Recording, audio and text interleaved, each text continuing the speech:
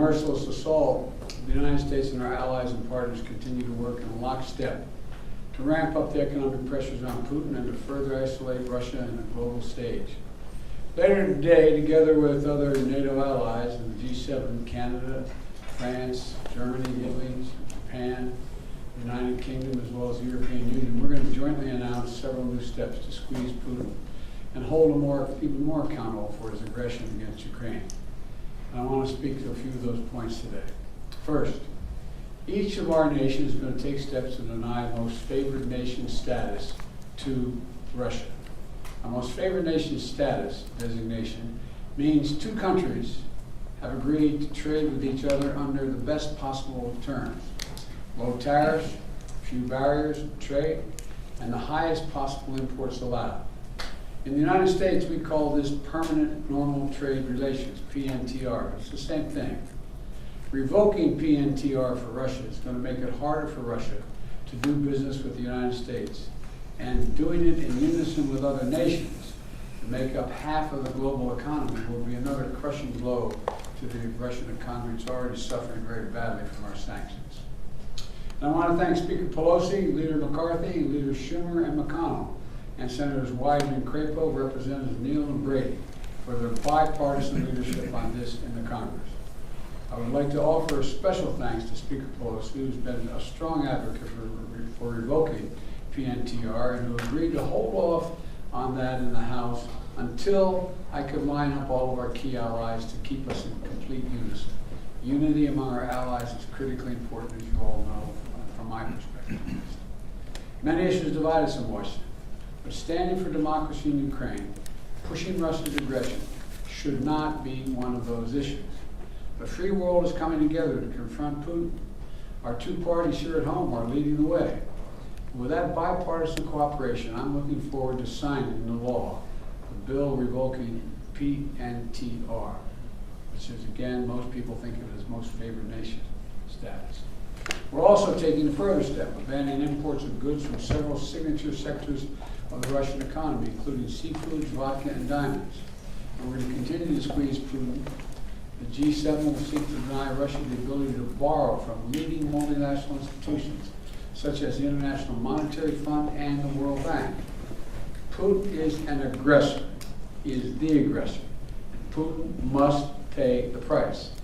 He cannot pursue a war that threatens the very foundations, which he's doing, the very foundations of international peace and stability, and then ask for financial help from the international community. The G7 is also stepping up pressure on corrupt Russian billionaires. We're adding new names to the list of oligarchs and their families that we're targeting. And we're increasing coordination among the G7 countries to target and capture their ill-begotten gains. They support Putin. They steal from the Russian people. And they seek to hide their money in our countries. They're part of that kleptocracy that exists in Moscow. And they must share in the pain of these sanctions.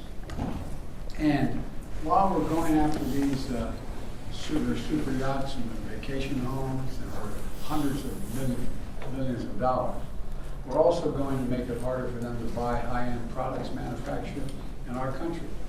We're banning the export of luxury goods to Russia. They're also the latest steps we're taking, but they're not the last steps we're going to take. And as I said, at the beginning of all these steps, we're going to hit Putin harder because the United States and our closest allies and partners are acting in unison. The totality of our sanctions and export control is crushing the Russian economy. The ruble has lost more than half its value. They tell me it takes about 200 rubles to equal $1 these days. Moscow Stock Exchange has been closed for 2 weeks because they know the moment it opens it will probably collapse. Credit rating agencies have downgraded Russia's government to junk status. Its economy to junk status. The list of businesses, international corporations leaving Russia is growing by the day. We're also continuing to close corporations with allies and partners to make sure that the close cooperation we continue to have, Ukrainian people are able to defend their own nation. The United States has sent more than $1 billion in security assistance to Ukraine over the last year, including anti-armor and anti-air capabilities, taking out tanks and planes and helicopters. with new shipments arriving every day. We, the United States, are also facilitating significant shipments of security assistance from our allies and partners to Ukraine. And the humanitarian front, we're working closely with the UN and humanitarian organizations to support the people of Ukraine who have been displaced by the violence in Ukraine. We're providing tens of thousands of tons of humanitarian supplies, food, water, and medicines, coming via truck and train every single day. Yesterday in Poland, Vice President Harris announced an additional $53 million in additional humanitarian support to Ukraine. That brings the total humanitarian assistance to $107 million in just 2 weeks. We joined this effort with more than 30 other countries for providing hundreds of millions more. And last night, with a great credit to Congress, passed a bipartisan spending bill that included an additional $13.6 billion in new assistance to the Ukrainian people. I look forward to signing that immediately. I also want to be clear, though. We will make sure Ukraine has weapons to defend against an invading Russian force. We will send money, food, and aid to save the Ukrainian people. And I will welcome Ukrainian refugees. We should welcome them here with open arms if they need access. And we're going to provide more support for Ukraine. We're going to continue to stand together with our allies in Europe and send unmistakable message. We'll defend every single inch of NATO territory with the full might of the united and galvanized NATO. We will not fight a war against Russia in Ukraine.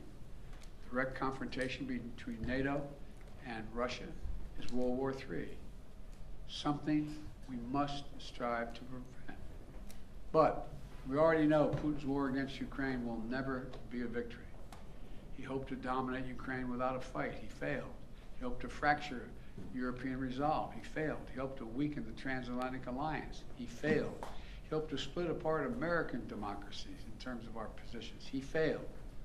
The American people are united, the world is united, and we stand with the people of Ukraine. We will not let autocrats and would-be emperors dictate the direction of the world. Democracies are rising to meet this moment, rallying the world to the side of peace and the side of security. We're showing our strength, and we will not falter. God bless all of you. God bless Ukraine, and God bless our troops.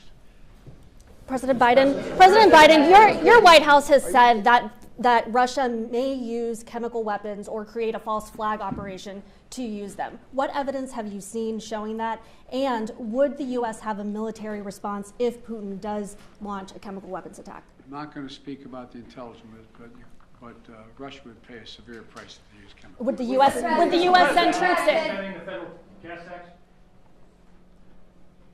Will this make Putin stop his war?